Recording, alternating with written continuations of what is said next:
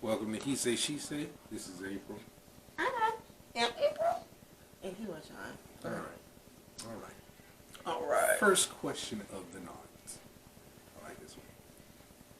Can a man get married and have a meaningful relationship without sowing his royal oats? Go ahead. Can he? I used to think no.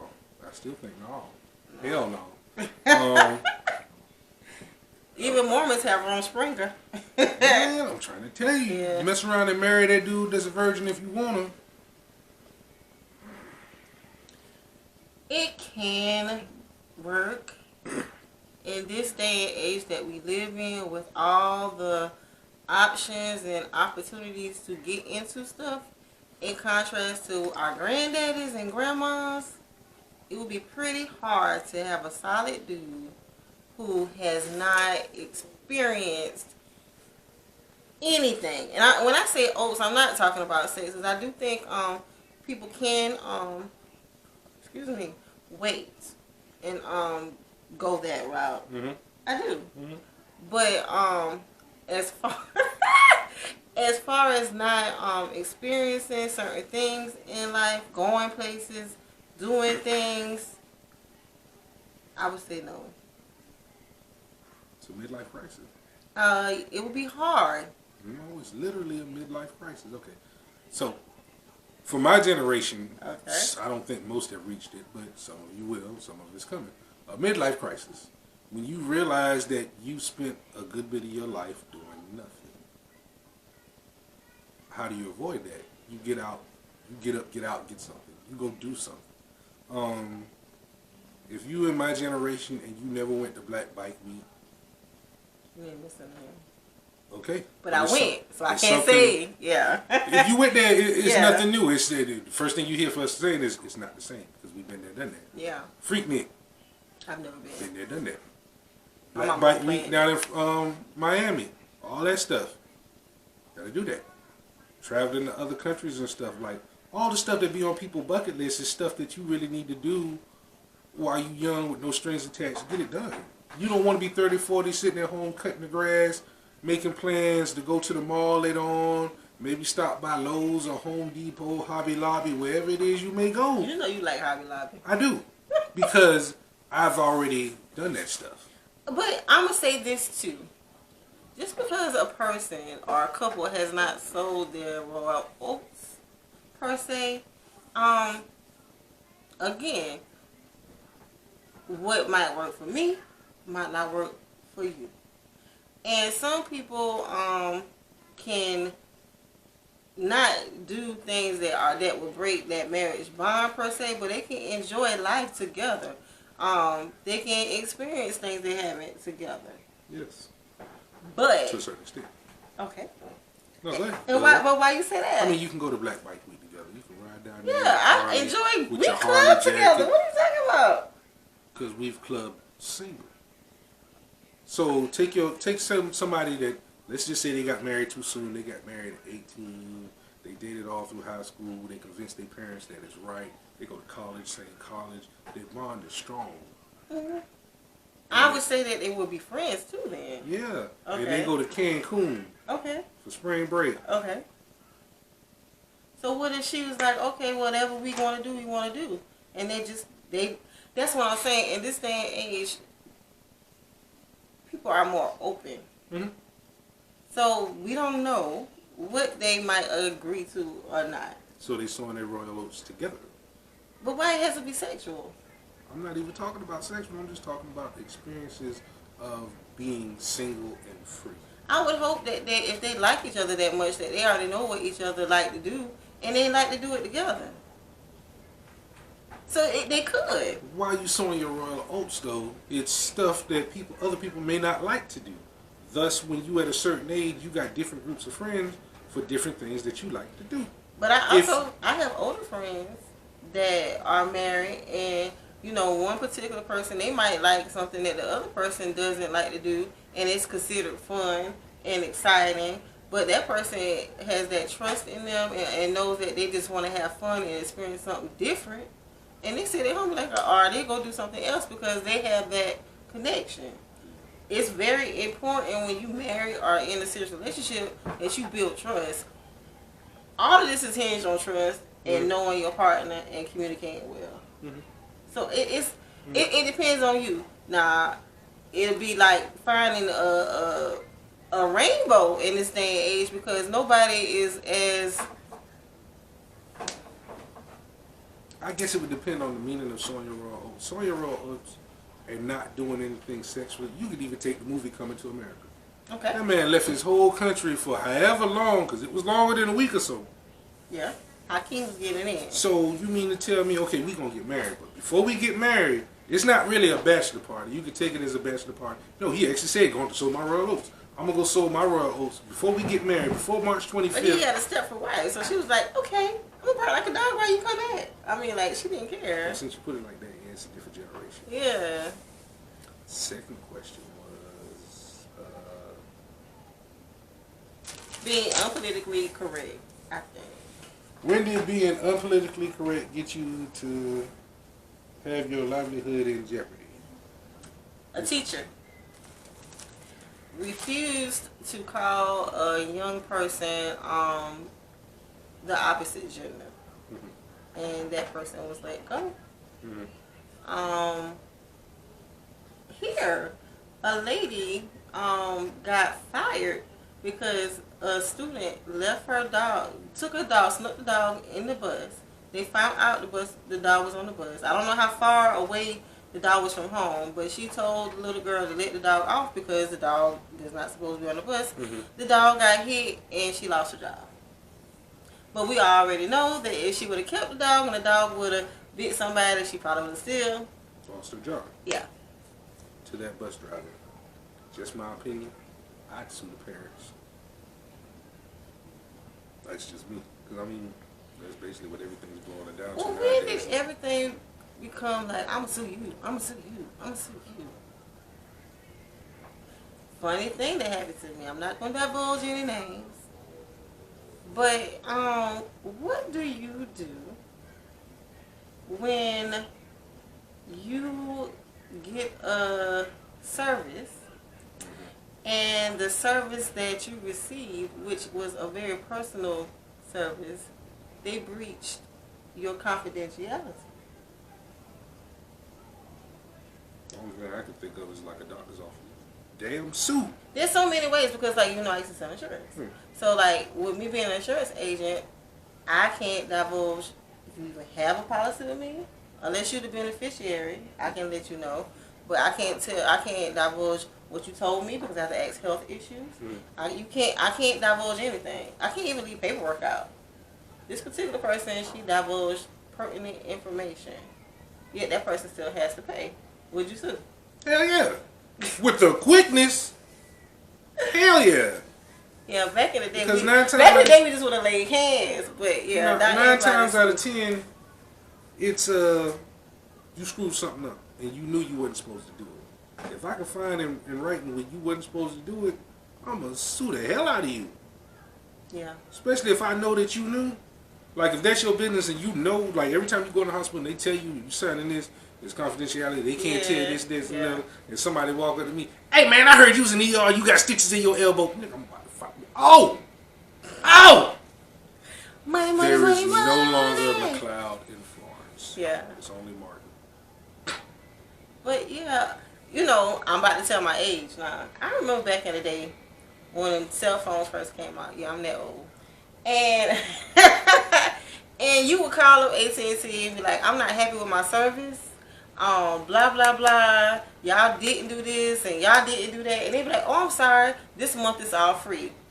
Fast forward to now, they can really mess you up, overcharge you, give you something messed up, and they be like, you gonna pay me my money or we gonna disconnect you because we just don't care. Like, customer services has changed so much from when I was a teenager in contrast to now. Customer service changed so much because the people changed so much. But how? Like, I'm for real, like, it blew my mind one day. I knew that it had changed when I had tried to do the same thing. It was like maybe that same year when everything had changed. I think it was Singular, and then Singular went to AT&T. And I think like maybe that third year, Oh my God, I called and I did the little thing because they had messed me up. I just knew I was going to get that little free money, a little free phone, or a little, I'm sorry, miss, whatever. They was like, okay, Everything goes off bring me of my longevity. money. Good places go off of longevity. I mean, it's just like a restaurant. We both work in a restaurant. Yeah, You got the people that you never seen in the restaurant that come in, yeah. talk to you like crap, tip like crap. There's something wrong with their food. Oh, I'm sorry. Enjoy your night. Yeah. I ain't never coming back. You ain't never came to the first place. This your first time. Bye. Y'all, Keep your dollar. don't go to a sit-down restaurant where they have waitresses if you do not have tip money. That is the most rudest, inconsiderate thing. And I hate when people say, oh, they chose their job. You sound crazy. They chose the job to make money. Their money is based off of the service they give you. TIP stands for to ensure proper service. If they went above and beyond to give you everything that you asked for, because I know I asked for a lot. Waffle House will tell you, God damn it, keep my coffee fresh. Just give me coffee. My food will come whenever it comes. My wife wants a waffle. She wants it first. If I get my third cup of coffee and she ain't got no waffle, it's about to be a bad experience. I already know. I'm going to try to tip you. I'm not. But 9 times out of 10, she going to bring the car and be like, what's the bill? Bill $22. Round it to 25. I'm like, damn, that all you give me? I still ain't got my waffle. I mean, but I tip. But even when you don't do me right, I tip. I might not tip you what I would. If you knew, considering that we both work in the restaurant industry, we'll ask you. If it seems like you moving slow or something like that, we ask you. You knew? And if you say no, and I'm looking for you, my tea, the coffee, and you laughing and talking and kicking in the corner. Yeah. Man, look. To ensure proper service, I am about to pay you $2. I'm about to pay you. And you gonna bump into somebody else and you like, oh, they left me $2. They're like, damn, they usually like 10. You gonna be mad at yourself, and I'm gonna come back and look at you. And we also know working in food that certain people, and it doesn't matter what color, because it's funny, most people who are the same color of us, they look at a middle-aged and young couple and they usually think, oh, they're not going to tip. Stop doing that. Not every server does that, but I've worked with servers who were the same every color. Every server do it. No, I never did. I've seen. Funny story. I was working at Ruby Tuesday, and the girl who was sending people, she was mad at me, so she sent me all 2 tops, all African American couples. She thought she had got me, but I'm a good server. I was a good server. So even though she gave me 2 tops, which is an easy job, because you just got to make sure they got their drinks and their food. If don't come out, you just related them, their food is coming out. So everybody tipped me at least $5 and above. On contrast, she gave the other girl all these big old parties and stuff. I wound up making more money than her. Because if you got a party, it needs to be more than one server. You can be greedy. But no, not like a big party. You know, like 4, family of 4, stuff like that. Yeah. Families is different than single people. Yeah. Single people, when y'all go out together, black, white, young, old, there's somebody in that group that's going to be difficult. When it comes time to that tip and that one person makes it difficult, the servers really do look at the party as a whole. I ain't going to say we remember all y'all faces, but we remember most of them. So this is Sunny. I didn't do that. I worked at Applebee's. Yeah, Sunny crazy. It wasn't me. I was the manager. I observed from the corner, even when people be like, I ain't seen the manager all night long. I'm somewhere looking, probably sitting down looking like a guest, so I can gauge the server and I can gauge the people and tell you exactly what went wrong. You done ran this server to death, food cold, because they can't get the food out because you keep asking for dumb stuff that can wait till you at least get your food. Now you mad. Server apologized. Well, let me get you another server. That their way of saying, look, I'm going to snap. Let me get somebody else that might deal with you. Only problem is we done seen you before. Don't nobody want to wait on you. We talking about the ones that love to come in but love to argue. Love to argue. I hate it. They come in and be asking, is he managing? I don't want to eat. I tell you the truth. Now that I really don't work there no more. Okay. Anyway, so let's go on to the other ain't got time for no lawsuits. But go ahead. So, people want to know, does the size of a man's genitalia matter? To me, no. Not at all. Don't give a damn.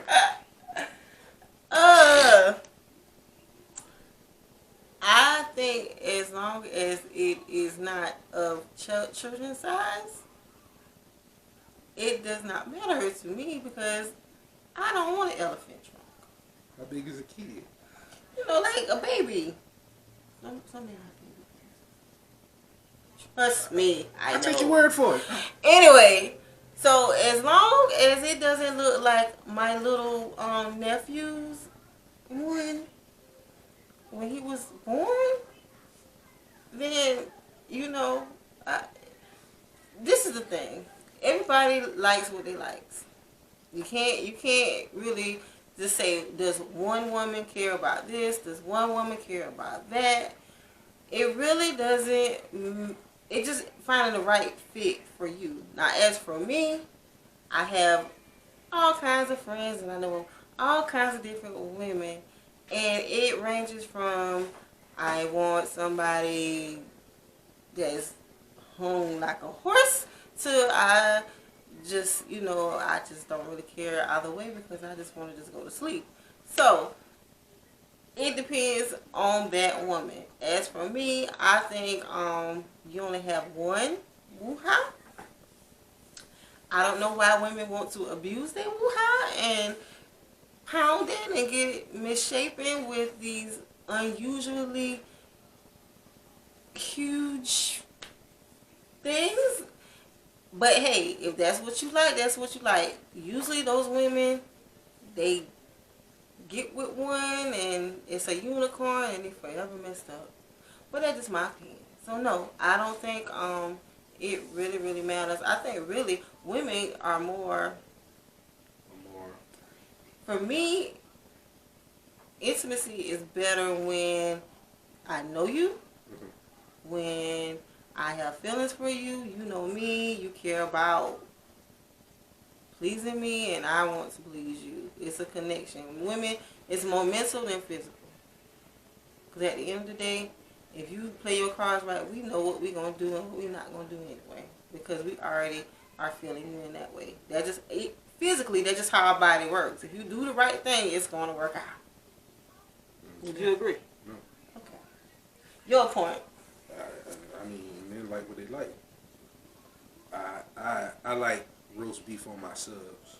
I don't want to see roast beef somewhere else. You know, I didn't know that they came with different kinds until like I became a woman. I thought all of them looked like mine. No, I mean, it's just something you learn growing up. Because I think I met my first older woman when I was like maybe like we'll just say legal. We'll just say 18, but she was older. Mm-hmm. And when I saw it, I was like, "The hell is that?" What you mean? Yeah, it's my pubic hair. I was like, "No, not the sprinkles. They look pretty nasty too." But I was talking about why it look like that, like. You said the sprinkle thing? You know, I mean, now, remember when I used to laugh when Arby's first came up with that commercial? We had the roast beef. Flashbacks. Yes, it matters. When dudes go to something and it just feels like a empty cavity, we probably not coming back. Or if you just empty cavity? no walls. We go there and there's no walls. I mean, again, women are abusing their body stuff. Don't you only got one? You gonna have to keep it forever. Why you need all of that? No, go ahead. I mean, we just we're not coming back. Because even when a woman don't know what to do, or a man don't know what to do, you can work with something like that. But if it's like, I ain't even gonna say physically deformed, but if it's not to your liking, then by all means, send it back. Well, that concludes this episode of He Said, She Said. Y'all be blessed. Have a nice night.